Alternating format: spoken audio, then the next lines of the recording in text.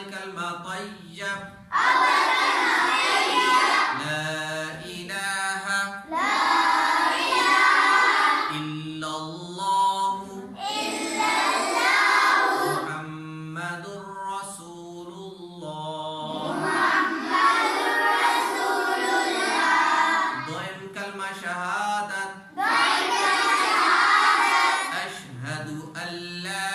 إله إلا الله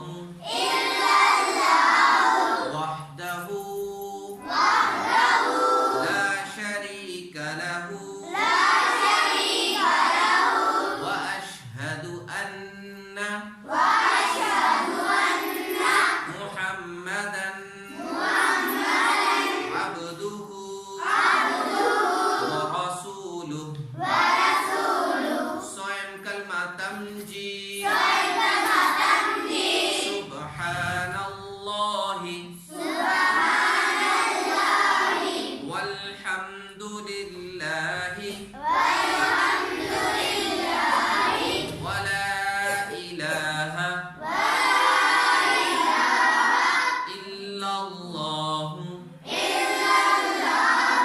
والله أكبر ولا حول ولا قوة إلا بالله العلي العظيم العلي العظيم جهرا كلمة توحيد لا إله إلا الله وحده لا شريك له له الملك له الملك وله الحمد يحيي ويميت وهو حي لا يموت أبدا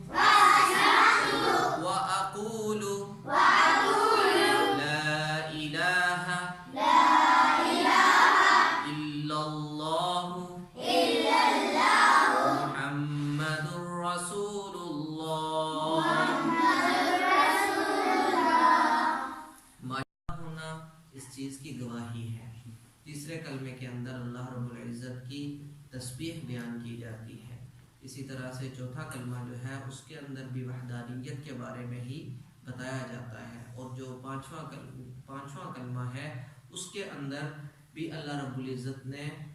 رب العزت سے انسان جو استغفار کرتا ہے، اللہ رب العزت کی صفات کا واسطہ دے کر ان کا ذکر ہے۔ اور ششم کلمہ جو ہے جو انسان کو شیطان ورغلا کے کفر کی طرف لے کے جانے کی کوشش کرتا ہے، اس میں انسان جو مسلمان ہے وہ اپنے لیے دعا مانگتا ہے کہ اللہ مجھے کفر سے محفوظ فرما، ہر طرح کی برائیوں اور بیماریوں سے اللہ مجھے محفوظ فرما جن کی وجہ سے انسان کفر کی طرف جاتا ہے۔ تو سارے بچے ان کلمات کو اس طرح ایسے ہی پڑھیں گے اور اچھی طرح سے پڑھیں گے بھی اور اس کے اوپر عمل بھی کریں گے۔ وآخر دعوانا ان الحمد للہ رب العالمین۔